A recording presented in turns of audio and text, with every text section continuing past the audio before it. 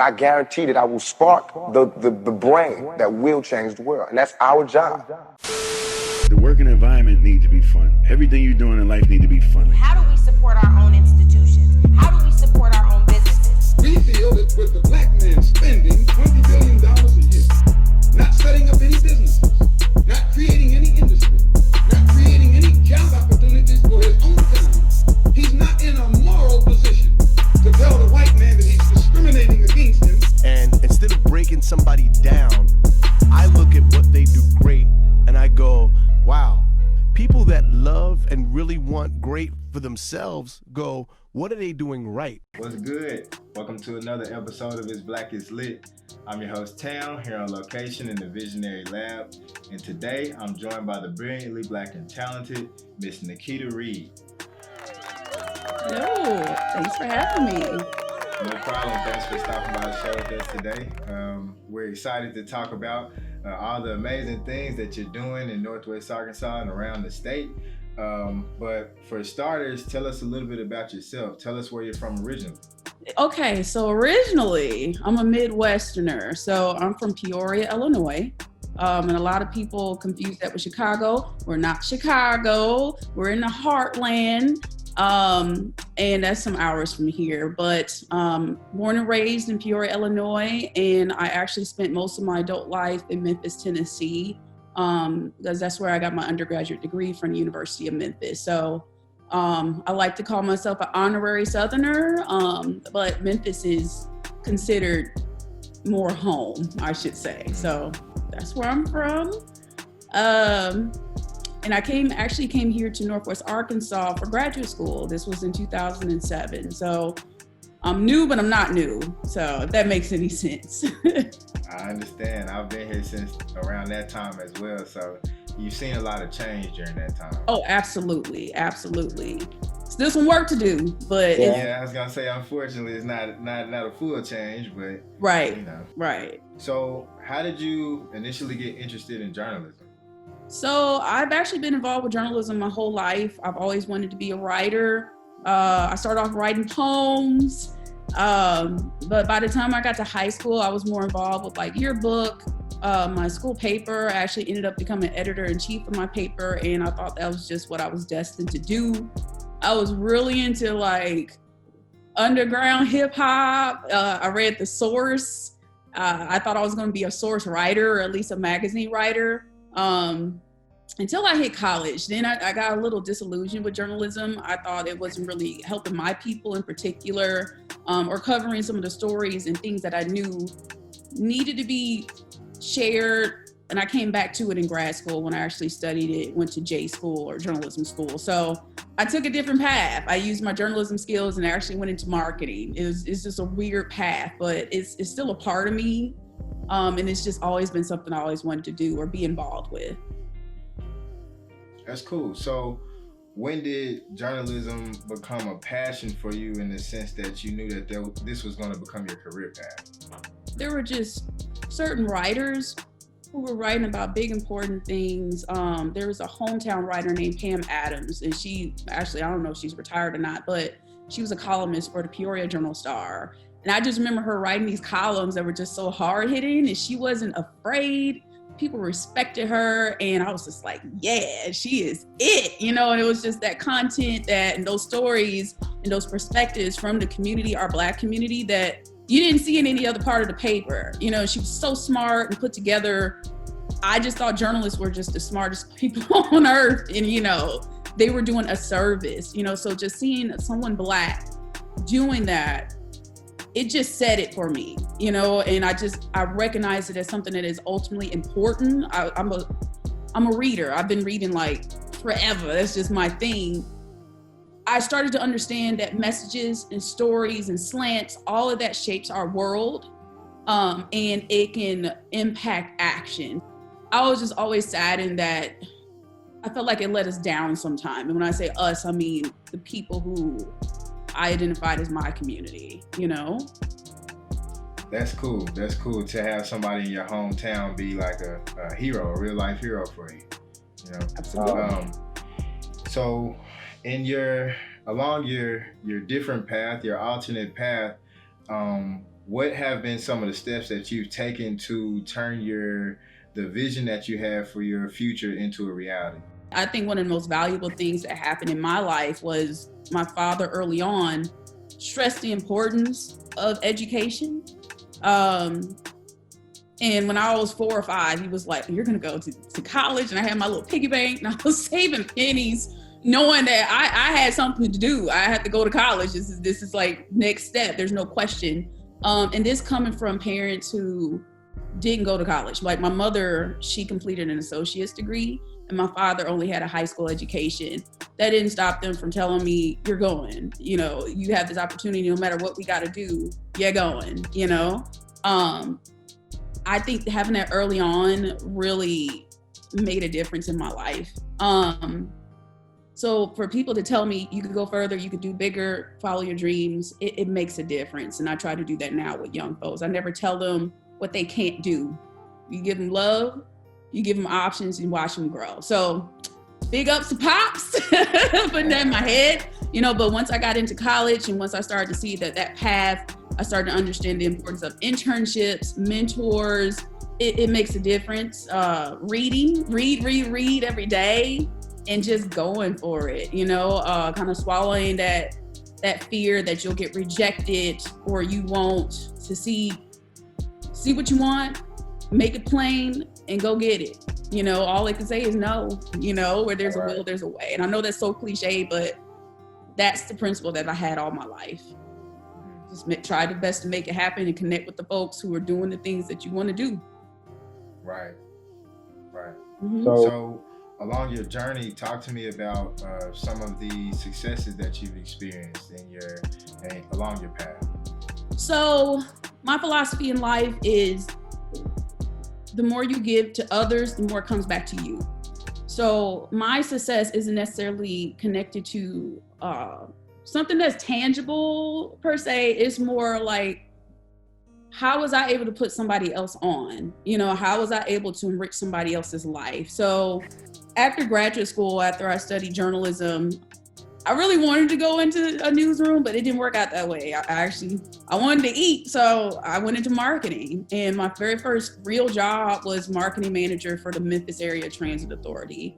Probably one of the best places I could land, because it taught me about the importance of transportation, especially for poor folks in any city.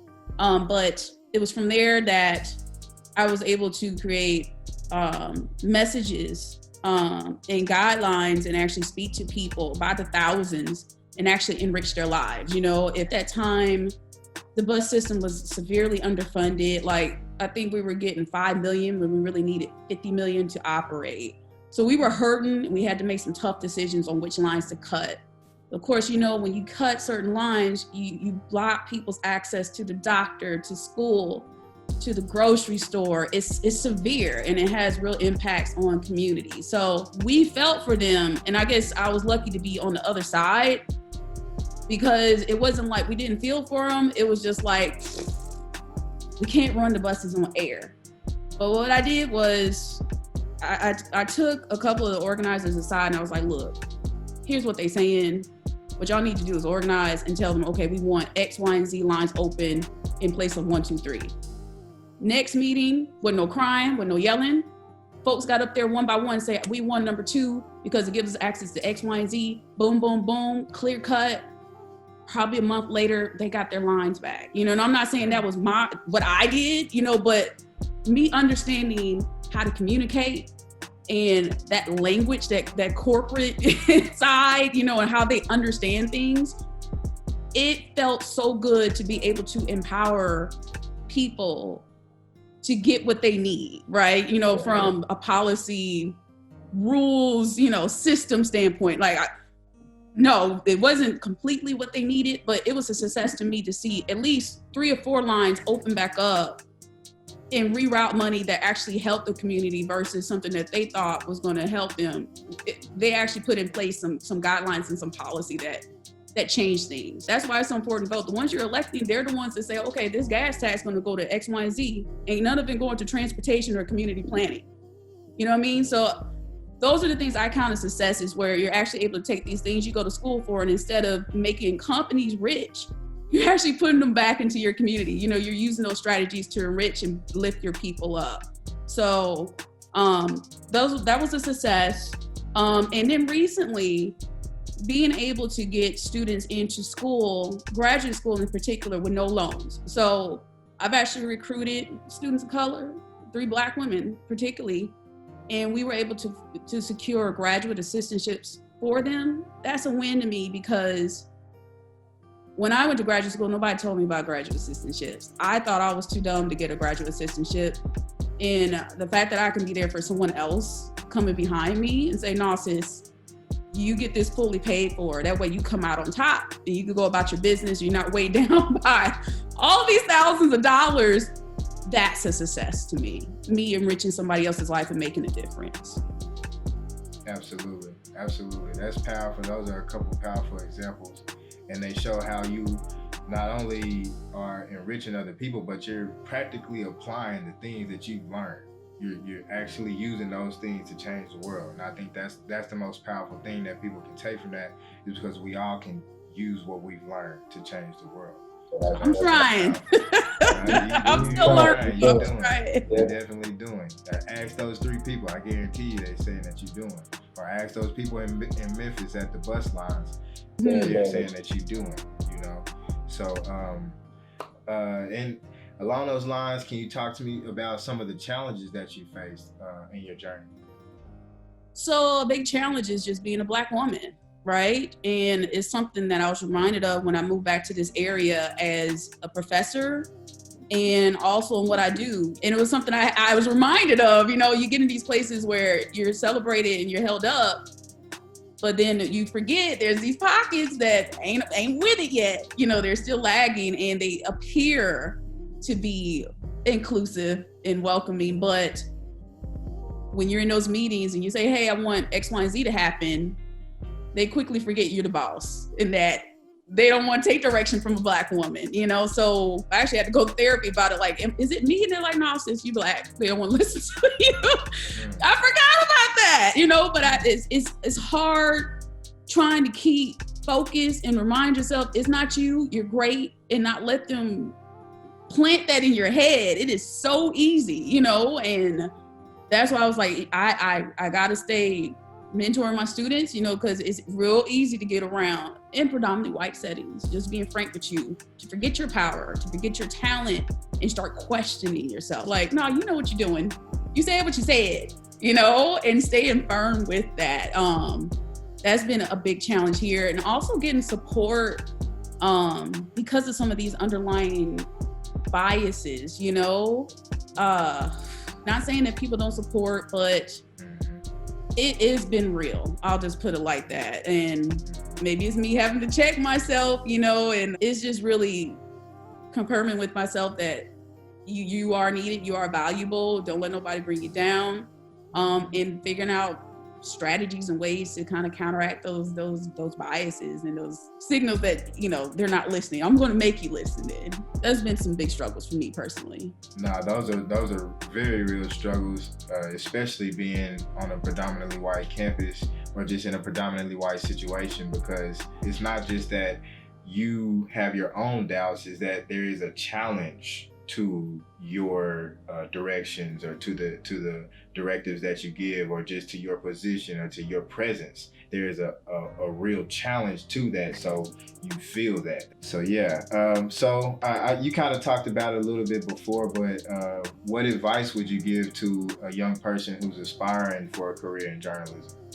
So my advice is to follow all the steps that they tell you need to take to be a journalist. But just know you're gonna have to do something extra, right? It's not enough for you to just go through J school, journalism classes, writing classes, and say, okay, world, I'm a journalist. Unfortunately, you're gonna have to do a little more. And you're gonna need support. So that extra step, you better get with the National Association of Black Journalists. Let us lend you some hands, you know, let us help you up, let us put you on, because These other kids, I'm gonna be frank with you, these other kids are leaving J school and going and just stepping into careers in, publicity. It's not all of them, let me not say that. But a lot of them know somebody, they got those connections, and a lot of the students of color, and I'm like I said, it's not all, but a lot of them just don't. They think that you go to school and you got your degree, I could be a journalist. You're gonna have to do the work while you're studying, keep writing, get your portfolio ready. I love the phrase, stay ready so you don't have to get ready. It's true. You never know when somebody's gonna be like, okay, let me see your work. You better have those links on hand, get your little personal website and have every link to everything you've ever written. So when the moment comes, you are ready. Don't be afraid to reach out to folks who you admire and say, hey, could you be my mentor? Or what do you think about this situation or that? And they naturally become your mentor. So start building your network, connecting with people of like minds. Start following the companies or the publications you want to write for, and just know you are worth it and you could get there. Don't let the seeds of doubt plant in your mind. You just know you got work to do. And it doesn't start once you graduate. It starts as soon as possible. Start building your connects, get the support you need, and keep writing. I don't care if it's just you on a blog. You need to write, because the more you write, the better you get. And the more you read, the better you get. And once you're ready, you don't have to get ready. It's there. So when the opportunity comes, you can hop right on in. Already. That's once you stay ready, you ain't gotta get ready. Right. Already. Where can we find out more about the work that you're doing at the University of Arkansas, and tell us about this program that you're facilitating? So Arkansas Soul is really about providing a platform for students of color, journalism students of color, to serve diverse communities through media and through content. In my position as a professor, I also do a lot of recruiting for students of color in our journalism department. And what I noticed was they needed a bridge, or a lot of times they come here and they're ready to work and write, but a lot of the stories they want to cover doesn't jive well for the school paper, or some of the school media. But I wanted to give them a platform where they could write about topics that mean something to them and actually support their community. We also noticed that a lot of the advertising about Arkansas, you'll notice is white folks in nature. And I'm not saying black folks don't ride bikes or go into nature, but that's a lot that you connect with, when you see these images. And I think, these agencies are doing better about marketing to diverse audiences, but I think there's a lot more to Arkansas, especially Arkansans of color, especially Black Arkansans. But people don't know the history of Arkansas, like the history of Pine Bluff as this Black, trading place. They had Black businesses and it was thriving at some point. We want to tell those stories, I don't want to see a map talking about don't go here and there. First of all, put some respect on Pine Bluff's name. And recognize, that a lot of people of significance, a lot of people of color of significance have come from these places. And we want to reclaim those histories. We want to tell those stories. And I want students of color, I want students to tell those stories. I want them to learn through those examples. I don't want the white experience being the default way to learn how to write, and at the same time, we can be providing a platform and content for people of color in this state. I want to know about the music, the art, and all this great stuff that I know Arkansans of color are doing. We don't hear about it though, so that's where Arkansas Soul came from. And hopefully over the years, as it grows, we will be able to give full rides to journalism majors of color, and they can keep that content going, and it'll be a cycle. The more content you create, the more money we can generate that's going to support your scholarship or give you a job. I mean, when I was going through school, I had to take 3 jobs that had nothing to do with writing. And if I were able to get a job where I was building that portfolio and writing, you're just that much further in your career. You should never be coming to school. Now, I understand you got to do what you got to do to survive, but if I can provide a job where you're actually working and building your portfolio, so when you get that degree and you out, you could just step into your greatness. That's what Arkansas is proposing, what we want, where we're headed. It's really to support our new news beat that we're hoping to provide coverage of how COVID-19 is affecting minority communities in Arkansas. So there's a digital media challenge where I'm asking the high school students of color across the state, doesn't matter if you're a rising freshman or you're a graduating senior, submit your stories, interview people, take some pictures or get some video, but submit a story on how COVID-19 is affecting your community. We're accepting entries up until June 30th. Top 5 stories is going to get $100 each. And I'm just a sucker. I think anybody who submits something of significance, you know, even if it's not one of the top 5 stories, I still want to send you $20 or something, you know, because I also feel like people who create should be compensated for their work. And I want them to know that you can be a media creator, you can be a journalist, and you can make a living doing this. And Blackout COVID is actually going to be looking at data too. So I actually hired an intern who's providing data and statistics for ArkansasCovid.com, which is compiling like all this great information by the numbers on cases of coronavirus in Arkansas. But Arkansas Soul is providing the data for the statistics by race specifically. So we can start looking at the numbers, looking at the trends and saying, oh, okay, we got a story there, or maybe we need to investigate and follow up on this. So that's just some of the stuff that we're trying to do, and actually opening up those opportunities to students to see what you can actually do with content and information and why we need you in these spaces. Right. So where can we find out more about Arkansas Soul? Yeah. So you could go to ar.soul, or you could just type in arkansassoul.com.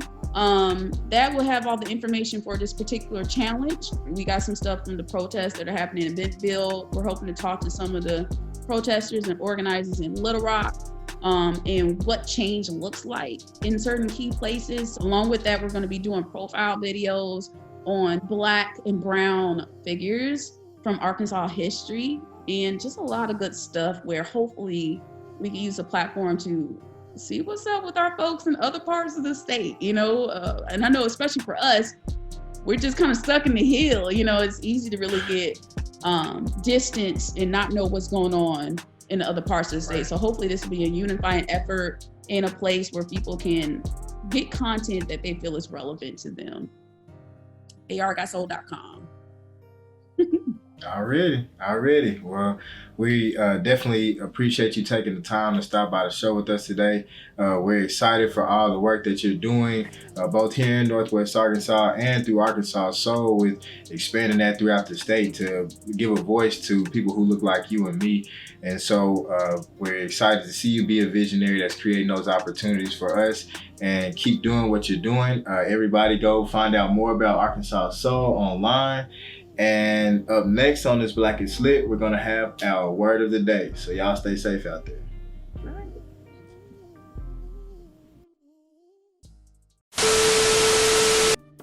Explicate. Verb. To make plain or clear. To explain or to interpret. Journaling will explicate your vision.